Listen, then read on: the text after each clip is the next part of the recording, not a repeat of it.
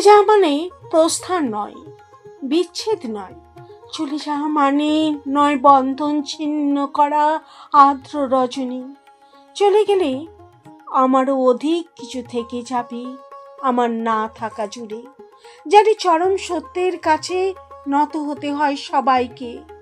জীবন সুন্দর, আকাশ বাতাস পাহাড় সমুদ্র সবুজ বনানী ঘেরা প্রকৃতি সুন্দর। আর সবচেয়ে সুন্দর এই বেঁচে থাকা। তবুও কি আজীবন বেঁচে থাকা যায়?